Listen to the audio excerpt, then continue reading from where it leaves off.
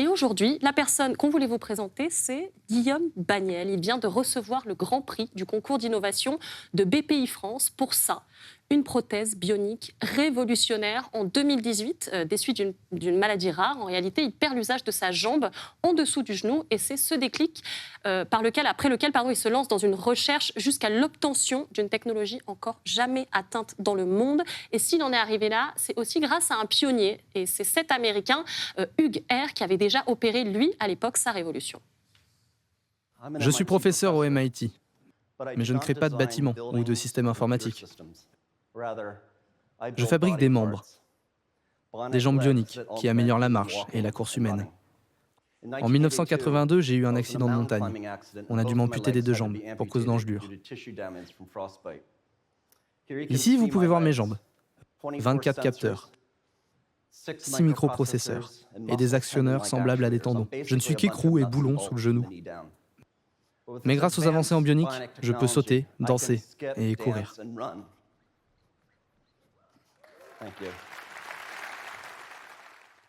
Et aujourd'hui, notre invité, c'est le futur de la biotechnologie, c'est vous, Guillaume Bagnel. Merci beaucoup d'être venu sur ce plateau pour en parler avec nous. Vous êtes ingénieur fondateur de Revival Bionics et vous êtes l'inventeur de cette prothèse. Comment vous avez eu l'idée de créer, on la voit ici, cette prothèse bionique? Bien, tout commence par une histoire personnelle. Vous l'avez dit, j'ai perdu moi-même l'usage de la jambe gauche sous le genou en 2018 et j'ai commencé à prototyper quelque chose. Là, vous avez une prothèse sur vous? J'ai une orthèse, en fait, c'est une seconde peau en carbone. Ah ouais, ça ne se voit pas du tout. Ah ouais, c'est vraiment qu'une seconde peau, c'est ce qu'on voit ici. Et en fait, ça ne compense pas du tout le handicap, très partiellement. Exactement. Donc l'idée était de motoriser cette orthèse, donc j'ai commencé pour quelque chose pour moi, et après j'ai pivoté sur le modèle que vous voyez ici, pour les amputés, qui est en fait concrètement un pied robotique pour ces personnes. Et comment il est piloté par la... Alors en fait, on capte les mouvements du patient, notamment les mouvements de son moignon, la jambe résiduelle. On comprend son intention de mouvement et on lui calque ce que ferait un pied valide au niveau de la prothèse pour qu'il marche le plus normalement possible. Pourquoi on parle d'innovation de rupture?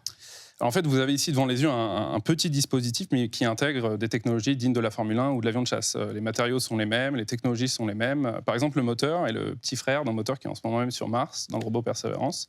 Et ça concentre concrètement beaucoup de technologies très complexes pour arriver à reproduire la merveille de la nature, à savoir la cheville. Vous êtes tout seul pour faire quelque chose comme ça, il faut quel budget, quel fonds pour développer ça? Dans le monde, c'est souvent en millions d'euros que ça se compte.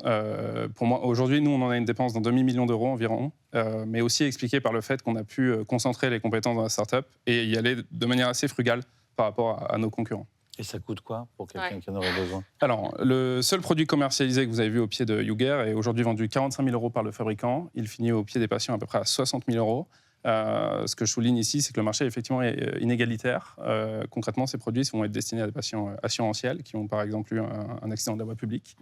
Et le but et la vision de Revival Bionics, c'est d'étendre cette accessibilité, notamment aux patients qui ont par exemple été victimes du diabète, en bien sûr faisant vivre une première vie au produit assurantiel et en allant vers leurs enfants. Est-ce que les publics sont sensibles à ça? Est-ce que c'est juste quelque chose qui peut être pour tout le monde ou c'est juste pour l'élite? Non, de plus en plus. Par exemple, il y a une main aujourd'hui qui est remboursée 28 000 €. Un genou est remboursé à peu près 18 000 €. Donc on commence à avoir des prix qui sont compatibles avec des produits comme celui-ci qui ont passé leur phase d'industrialisation. Est-ce qu'à l'avenir, on verra des humains bioniques?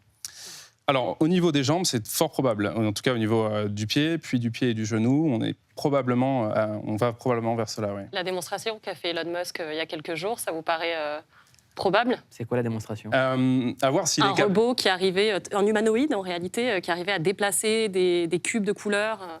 Oui, alors pour toutes ces tâches, ce sera possible. Il est très peu probable qu'il soit en mesure de porter un pack d'eau, par exemple, pendant très longtemps. Reproduire la mécanique humaine, c'est très compliqué. Par contre, pour ce qui est de la marche, c'est probable. On devrait pouvoir y arriver. Qu'est-ce que vous rêvez d'inventer quand vous avez fait ça? Je dirais la compensation du handicap plus largement. Faire en sorte que, souvent je prends l'exemple des opticiens, quand vous avez un problème de vue, vous allez chez l'opticien, vous avez une solution à 100%. Le but, c'est que demain, malheureusement, si vous faites amputer, vous ayez aussi cette solution et qu'elle prenne la forme de notre produit.